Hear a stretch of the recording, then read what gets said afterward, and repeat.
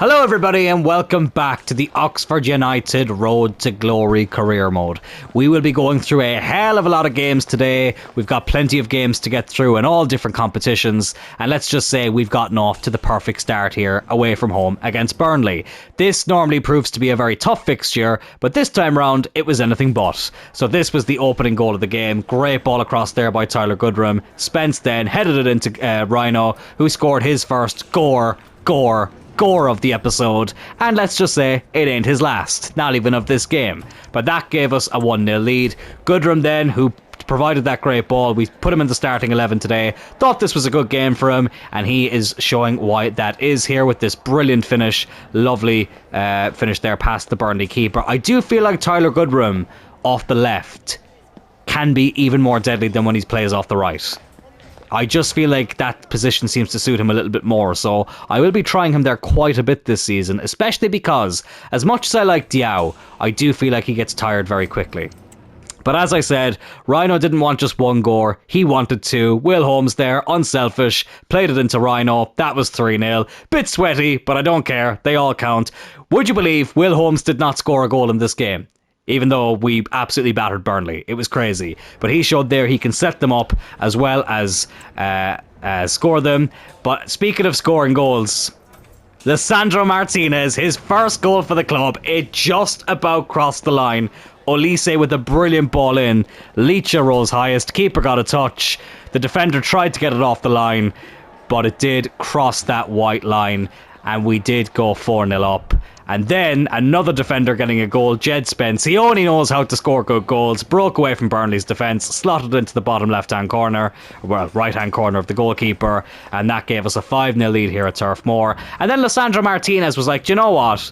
Let's just prove that wasn't a fluke. And then he goes and does this. Great ball in by Jarrett. Martinez with the header. And that was 6-0. The perfect start to this episode. Clean sheet. 6 goals. Happy days. And now we move on into back-to-back games against Chelsea. The second one being in the league. And the first one being in the competition that we beat them in the final of, the League Cup. So unfortunately, the League Cup game did not go as planned. As you can see here, Samba was on absolute fire. He made some decent saves. That apparently was one of them that they're not going to show you. They just showed you a clip of the kickoff and that was it. So yeah, there you go. But Aaron Connolly could not get back to goal scoring ways in the cup. Samba made a very good save there. Then right before half time, he made this save. Conor Gallagher very nearly getting a brilliant headed goal against his old team, but a good save again there by the Chelsea goalkeeper. And Nkunku then, look at this. That's just, it does, like, that shouldn't be going in. There is no words to describe how annoying of a goal that is to concede. Through the legs of Beadle, whose last appearance also came against Chelsea in the Cup, and we got knocked out then. He did make a decent save here. Again, I think from Nkunku. But then, Nkunku again did make us pay. Broke past the defence. There was only going to be one end result there. That was 2-0. And unfortunately, we are out of the League Cup. But look, it wasn't a priority this season. I'm not overly arsed about it. And thankfully, we have another game now against Chelsea to try and get some revenge in. Listen, no offence to you if you're a Chelsea fan, but you support a team with a bunch of rent boys. I hate these pricks so fucking much. And this prick in particular, Christopher Nkunku. Nkunku is what I'm going to call you now. Excuse the French. But he got the opening goal of the game yet again. I mean, look at that. The twisting and fucking turning. They're just such annoying goals to concede. Chelsea get off to the perfect start. Then Angerin makes it 2-0 here. I can't even be arsed getting into the analysis of the goal. Yeah, look, smacks it past Bazunu. That was 2-0 inside 10 minutes. Rhino did get his first GORE of the game. 5 goals in 7 games now for him, so he's had a brilliant start to the season. That brought us back into it for 2-1. Then Diao scored a brilliant goal here. Will Holmes with the ball over to Rhino. Thought I'd overplayed it for a second, but Diao slotted that home for 2-2. Then Ousmane Dembele, who sometimes forgets how to play football, remembered in this game and smacked it home for 3-2. And then Nkunku did get the clinching goal of the game for the second game running against us. And that was a 4-2 loss to Chelsea. I have to keep in mind they are the current Premier League champions, so it was always going to be a tough game. But still, not a repeat of the first time we played them at Stamford Bridge. Unfortunately, they were able to get revenge this time.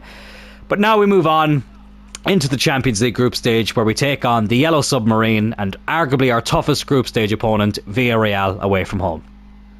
Thankfully, our form in the Champions League seems to be a little bit better than in the Premier League at the moment, and specifically for Will Holmes, who had gone 3 games without a goal, which is not like him, but he more than made up for it in this game. Brilliant finish here inside 3 minutes to give us a 1-0 lead, smacked it home, and can we just appreciate how good this away kit looks in the Champions League. We may have been wearing red and black in this game, but let's just say we were the real Yellow Submarine here. But that was the opening goal of the game. Will Holmes said there's more where that came from. Great run by Olise. He smacks it in again for his second and his 3rd Champions League goal overall. Brilliant goal there again, a brilliant pass I should say there again, and run by Olise, and Will Holmes just smacking it home. I think you might be able to get a good view of it here. The Champions League badge on the Oxford jersey. I think that was a Rhino behind. You could see it a bit more clearly there. But Jarrett then went on the run. He cut it back into Will Holmes, who slotted it in for 3-0. Absolutely running riot over Villarreal, who, as I said, I suspected would be our toughest group stage opponents. They have Rasmus Højlund, they have Benoit Badiashile. Who else do they have? They got Longstaff as well, so they've got some decent players, but they didn't turn up in this game. And then Albie Warren, our left back, scoring his 2nd goal for the club. This is a brilliant finish as well. Did really well to get the best of Benoit Badiashile there. I think Will Holmes actually got the assist for this goal as well. But a lovely finish there from our left back. There's a good angle of the Champions League badge on the Oxford jersey. You love to see it. JJ punches the air. He's absolutely delighted. But the games still don't get any easier. We go back to London to play Arsenal. Because I'm pretty sure the scoreline we lost this fixture by last season is now the scoreline that we've won it in this one. So, yeah, Arsenal, thanks for having us.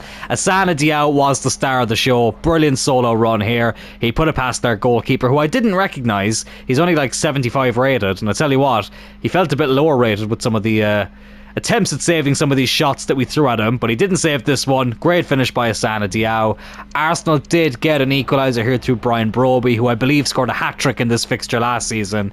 Martinez picked up a little bit of an injury before this, which got me worried, but thankfully he ran it off. He probably would have been sent off had that not gone in. He completely took out Martinelli before Broby put that in. But Will Holmes, after scoring a hat-trick in the Champions League, he got back to goal-scoring ways in the Premier League and put us 2-1 up right on the stroke of half-time.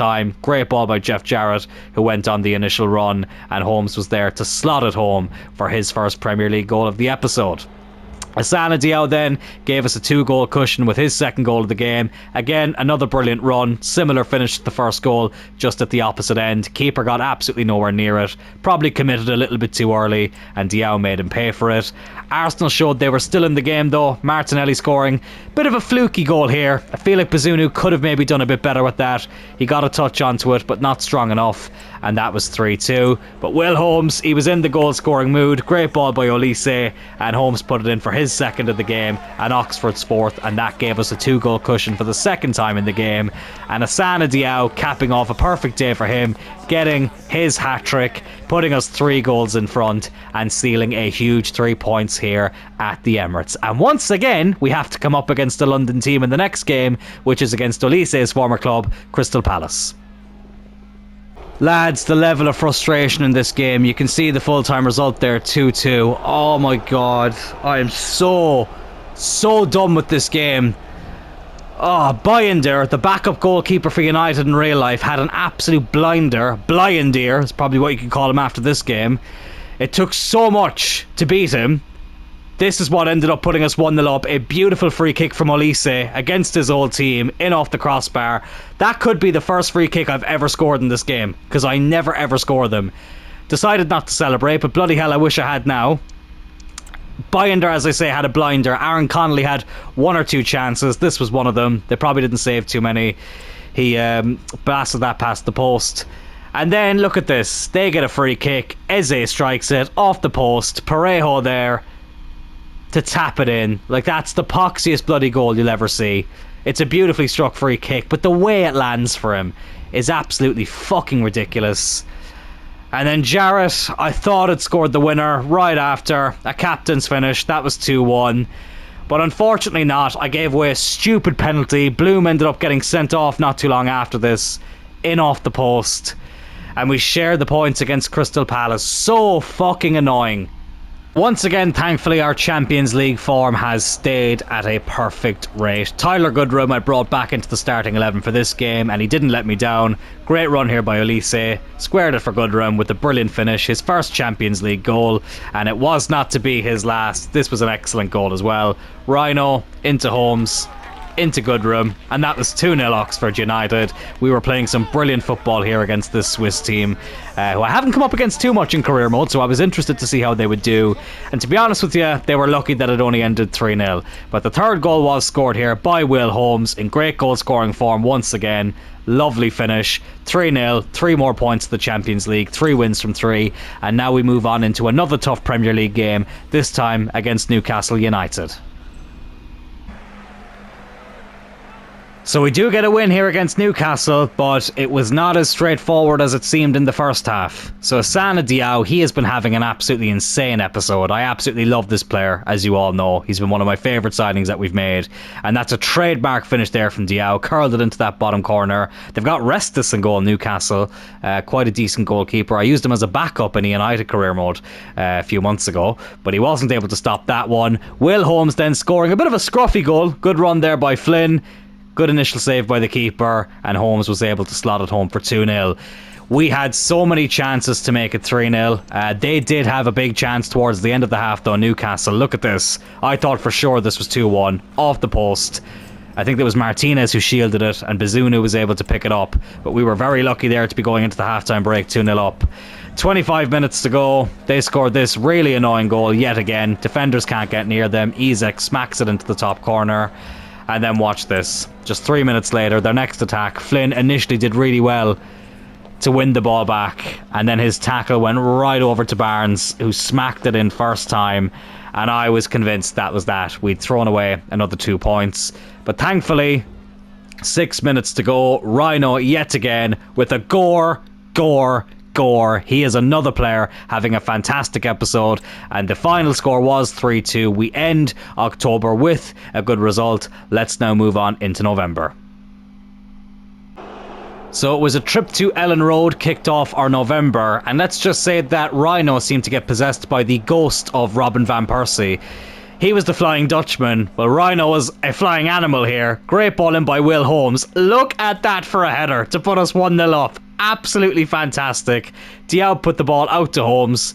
Rhino decided to push a bit more forward after Will Holmes moved out wide, and he scored an excellent header. That was our first attack of the game, and that gave us a 1-0 lead. And Leeds United were in fourth as well.